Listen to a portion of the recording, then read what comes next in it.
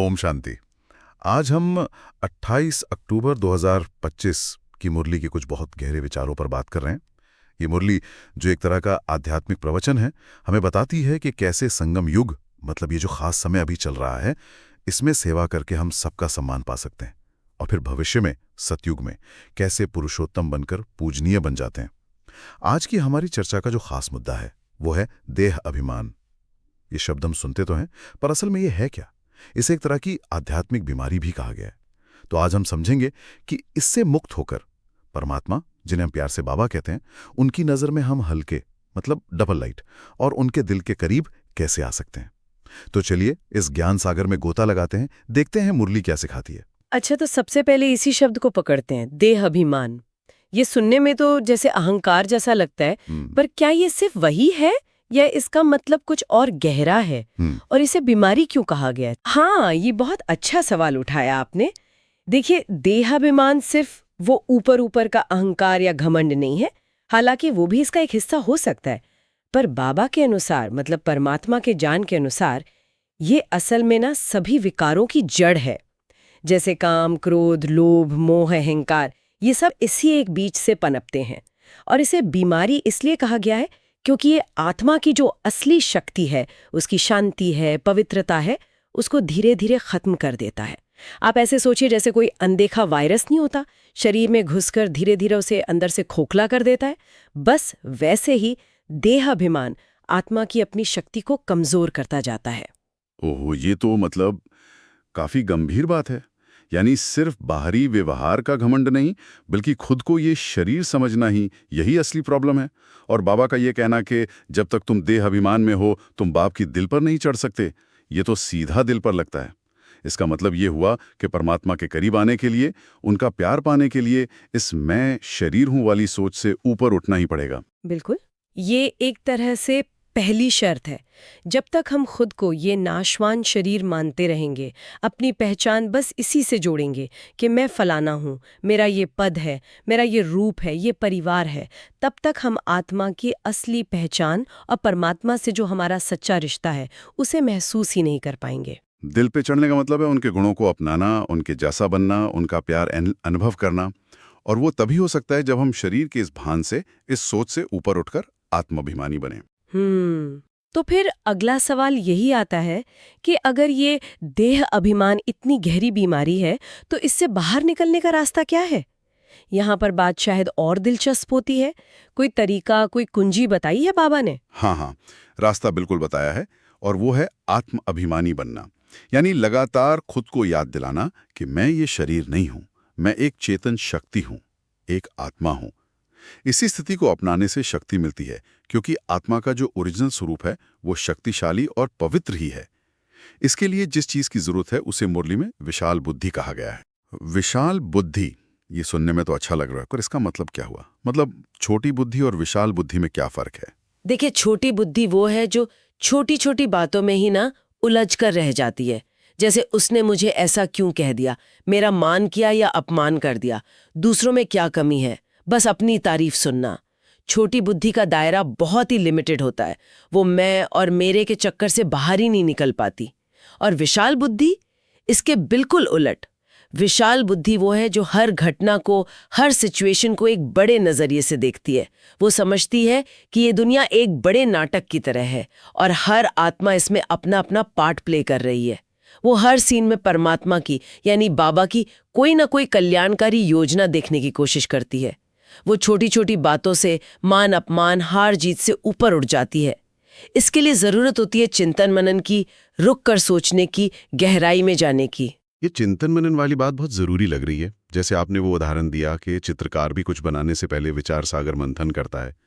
क्या आप इसे थोड़ा और खोल सकती हैं? मतलब रोज की जिंदगी में इसे कैसे करें? हाँ, जरूर। देखिए, जैसे कोई आर्टिस्ट है, अपनी पेंटिंग बनाने से पहले कितना सोचता है, इमेजिन करता है, रंगों के बारे में, भावों के बारे में मनन करता है, तब जाके एक सुंदर रचना तैयार होती है ना।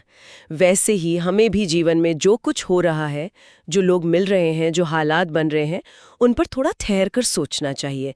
ये क्यों हुआ? इससे मुझे क्या सीखना है? इसमें परमात्मा की क्या मर्जी हो सकती है? जब हम इस तरह सोचना शुरू करते हैं तो हमारी बुद्धि का दायरा अपने आप फैलता है, वो विशाल होती जाती है। हम रिएक्ट करने के बजाय समझना शुरू करते हैं। छोटी छोटी बातों का असर कम होने लगता है। ये तो सच में नजरिया बदलने वाली बात है। अच्छा, इसी से जुड़ा एक और शब्द आता है मुरली में, ज्ञानचिता। ये सुनने में थोड़ा तीव्र सा, रहस्यमय सा लगता है। इसका क्या मतलब है? हाँ, शब्द थोड़ा अनोखा जरूर है, पर इसका मतलब बहुत गहरा है। ज्ञानचिता का मतलब है ज्ञान की अग्नि। जब हमारी बुद्धि बाहर की दुनिया की बातों से, देह के आकर्षणों से और फालतू के संकल्पों से हटकर स्थिर होकर एक परमात्मा की याद में टिक जाती है, तब कहा जाता है कि बुद्धि ज्ञानचिता पर बैठ गई है। ये वो मानसिक स्थिति है जहां परमात्मा की याद की अग्नि वो लौ जल रही होती है।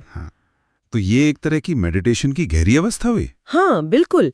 इसे एकाग्रता और याद की एक बहुत गहरी अवस्था कह सकते हैं। और जैसे आग में कूड़ा कचरा जलकर राख हो जाता है, वैसे ही इस ज्ञान की अग्नि में, मतलब परमात्मा की याद की तीव्र लगन में, अज्ञान रूपी देह अभिमान और उससे जुड़े जितने भी विकार हैं, काम, क्रोध, लोभ, मोह, अहंकार, वो सब धीरे धीरे जलकर भस्म हो जाते हैं, खत्म हो जाते हैं। इसीलिए बाबा कहते हैं, वाणी चलाने के साथ साथ बाप को याद करो। मतलब आप दुनिया का काम करते रहो, बोलो, सेवा करो, लेकिन अंदर ही अंदर परमात्मा की याद में जुड़े रहो। यही याद उस ज्ञान की अग्नि को जलाए रखती है और देह अभिमान को भस्म करती है। वाह, ये ज्ञानचिता का कॉन्सेप्ट तो बहुत ही पावरफुल है। मतलब बाहर कर्म करते हुए भी अंदर की स्थिति को बनाए रखना। और इसके लिए वो अभ्यास भी बताया गया है, रोज खुद से पूछने का, क्या मैं आत्मा भाव में हूं या देह भाव में? ये रोज की चेकिंग कैसे मदद करती है इसमें? ये रोज की चेकिंग एक तरह से सेल्फ अवेयरनेस बढ़ाने का तरीका है। जैसे हम रोज आईना देखते हैं ना, वैसे ही ये रोज खुद से पूछना है कि आज मेरा ज्यादातर समय किस स्मृति में बीता। क्या मैं खुद को आत्मा समझकर शांत और शक्तिशाली महसूस कर रही थी, या शरीर और दुनिया की बातों में उलझी हुई परेशान थी? ये सवाल हमें तुरंत हमारी स्थिति का एहसास कराता है। अगर हम देह भाव में हैं, तो हम फौरन रुककर फिर से आत्म अभिमानी बनने की कोशिश कर सकते हैं। ये लगातार अभ्यास ही हमें देह अभिमान से मुक्त होने में मदद करता है। ये एक तरह का स्पिरिचुअल थर्मामीटर समझ लीजिए। बिल्कुल सही कहा है, एक तरह का सेल्फ चेक। अच्छा, बाबा संगम युग और सेवा पर भी बहुत जोर देते हैं। कहते हैं कि ये समय बहुत खास है और इसमें सेवा करना बहुत महत्वपूर्ण है। इस संगम युग की क्या खासियत है और सेवा का इतना महत्व क्यों बताया गया है? संगम युग, जैसा नाम से ही पता चलता है, ये दो युगों के संगम का समय है। पुराना युग कलयुग, जो अब खत्म हो रहा है, और नया युग सतयुग, जो आने वाला है। इनके बीच का ये छोटा सा परिवर्तन का समय है। ये वो ईश्वरीय समय है जब परमात्मा खुद आकर हमें ज्ञान देते हैं और हमें पतित से पावन बनाते हैं। ये समय इसलिए खास है क्योंकि इसी समय हम रूहानी सेवा करके अपना भविष्य बहुत श्रेष्ठ बना सकते हैं। रूहानी सेवा मतलब? क्या इसका मतलब सिर्फ ज्ञान सुनाना ही है या कुछ और भी? नहीं, रूहानी सेवा का मतलब सिर्फ ज्ञान सुनाना या समझाना नहीं है। वो तो एक हिस्सा है। असली सेवा है अपने जीवन से, अपने चलन से, अपने चेहरे से प्रेरणा देना। बाबा कहते हैं, आज इस संगम युग में जो हम सेवा करते हैं, उसी से आत्माएं गायन योग्य बनती हैं। यानी भविष्य में लोग उनके गुणों का गायन करेंगे, उनकी मिसाल देंगे, और यही सेवा उन्हें भविष्य में देवता पद दिलाकर पूजा योग्य बनाती है।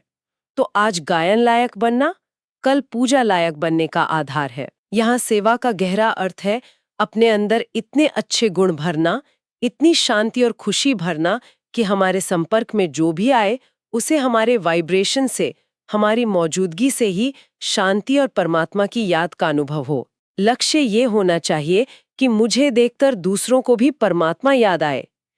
ये है सबसे ऊंची सेवा, अपने स्वरूप से सेवा करना। वाह, ये तो बहुत ही ऊंचा लक्ष्य है, अपने स्वरूप से सेवा करना।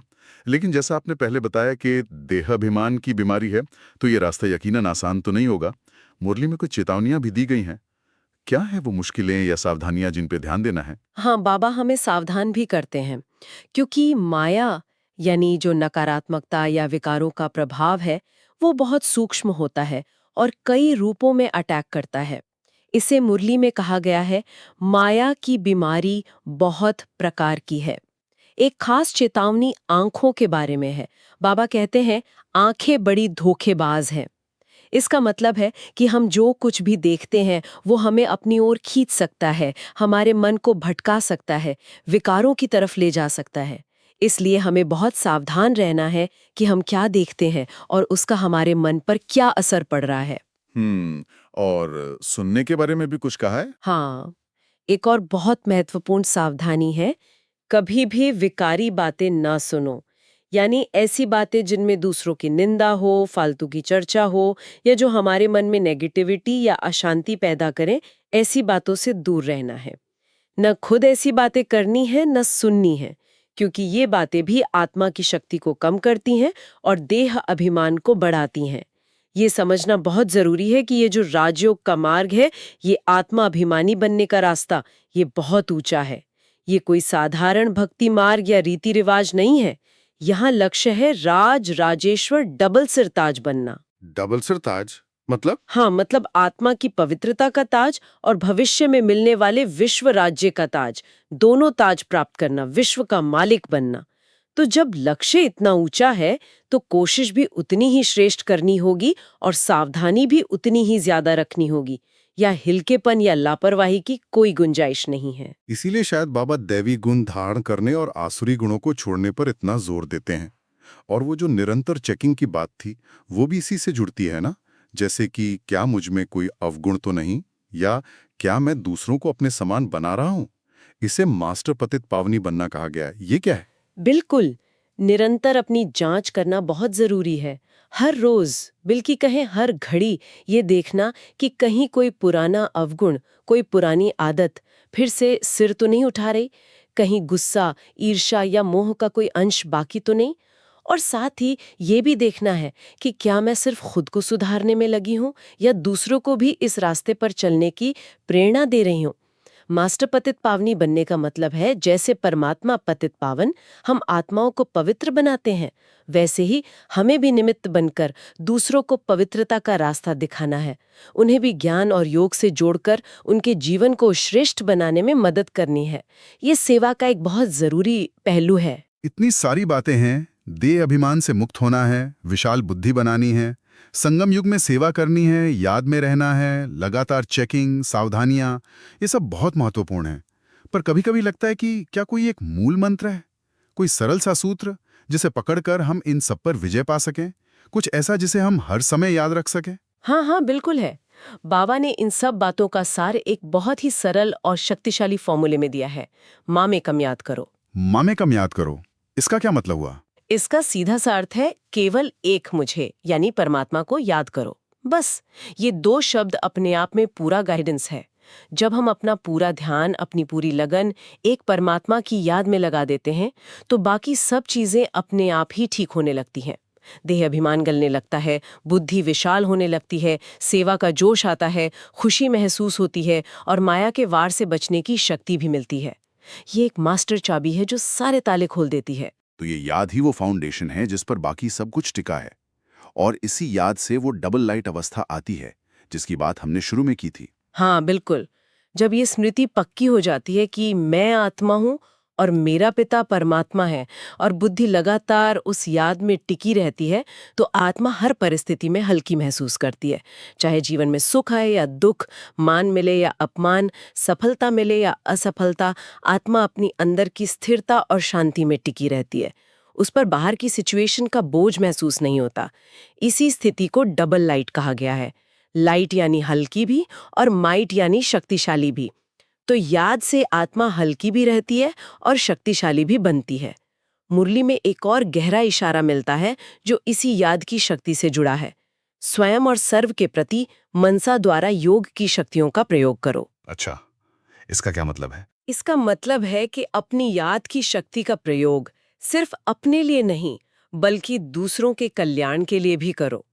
अपने मन की एकाग्रता से शांति और शक्ति के वाइब्रेशंस फैलाओ। लेकिन यहाँ एक चेकिंग पॉइंट भी है। जैसे हम कोई बिजली का उपकरण चलाने से पहले देखते हैं ना कि पावर है या नहीं, लाइट आ रही है या नहीं, वैसे ही अपनी योग की शक्तियों का प्रयोग करने से पहले अपनी आंतरिक स्थिति को जांचना जरूरी है। क्या मेरा मन एकाग्र है? क्या मुझ में पवित्रता है? क्या मैं निस्वार्थ भाव से ये कर रही हूँ? जब स्थिति सही होगी तभी योग की शक्तियां सही रूप से काम करेंगी और दूसरों को फायदा पहुंचाएंगी। ये तो बहुत प्रैक्टिकल बात है। पहले अपनी स्थिति जांचो, फिर शक्तियों का प्रयोग करो। अच्छा, हर मुरली के अंत में एक वरदान और एक स्लोगन भी होता है। आज की मुरली के वरदान और स्लोगन क्या हैं और वो हमें क्या सिखाते हैं? आज का वरदान बहुत सुंदर है। हर संकल्प व कर्म को श्रेष्ठ और सफल बनाने वाले ज्ञान स्वरूप समझदार भव। इसका भाव ये है कि जो आत्माएं ज्ञान के प्रकाश में रहती हैं, मतलब हर बात को ईश्वरीय ज्ञान की दृष्टि से देखती हैं और हर काम समझदारी से सोच समझकर करती हैं, उनके संकल्प यानी विचार और कर्म अपने आप ही श्रेष्ठ और सफल हो जाते हैं। उन्हें सफलता के पीछे भागना नहीं पड़ता, सफलता खुद उनके पीछे आती है, क्योंकि वो ज्ञान और समझदारी के आधार पर कर्म करते हैं, जिससे गलतियां कम होती हैं और रिजल्ट अच्छे मिलते हैं। ज्ञान और समझदारी सफलता की कुंजी। और स्लोगन क्या था? आज का स्लोगन है, ब्राह्मण जीवन की विशेषता है खुशी, इसलिए खुशी का दान करते चलो। ब्राह्मण जीवन यहाँ उस जीवन को कहा गया है जो परमात्मा का बनकर पवित्रता और ज्ञान के मार्ग पर चलते हैं। तो इस मार्ग पर चलने वालों की पहचान ही खुशी है। उनके चेहरे से, उनके व्यवहार से, उनकी बातों से खुशी झलकनी चाहिए। गम या उदासी की कोई लहर नहीं। और ये खुशी सिर्फ अपने तक ही नहीं रखनी है, बल्कि इसे दूसरों में भी बांटना है। खुशी का दान करना है, ताकि औरों को भी इस मार्ग की सुंदरता का अनुभव हो। तो आज की इस पूरी चर्चा को अगर हम समेटें तो सार यही निकलता है कि हमें अपने अंदर जो गहरे बैठा हुआ मैं शरीर हूं वाला भाव है, यानी देह अभिमान, उसे पहचान कर उसे परमात्मा की याद की अग्नि में भस्म करना है। अपनी बुद्धि को छोटी छोटी बातों से निकालकर विशाल बनाना है, ताकि हम हर परिस्थिति में परमात्मा की योजना देख सकें।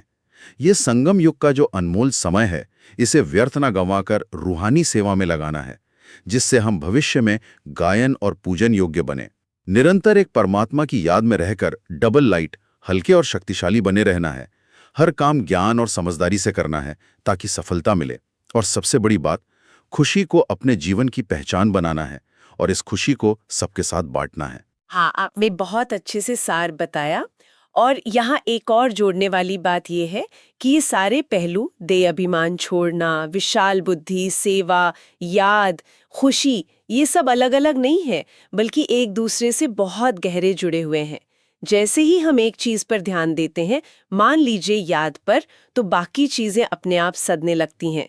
याद से देह अभिमान कम होता है, बुद्धि विशाल होती है, सेवा का मन करता है, खुशी आती है। ये एक चेन रिएक्शन की तरह काम करता है।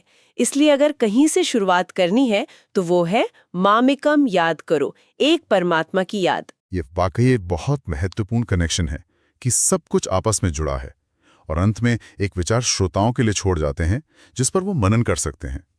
मुरली में कहा गया है कि हर दृश्य को ड्रामा की भव्यता और बाप की कल्याणकारी योजना की नज़र से देखो।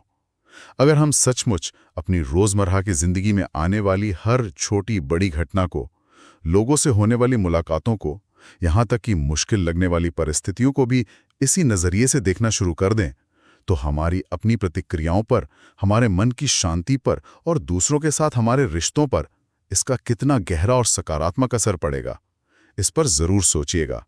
ओम शांति।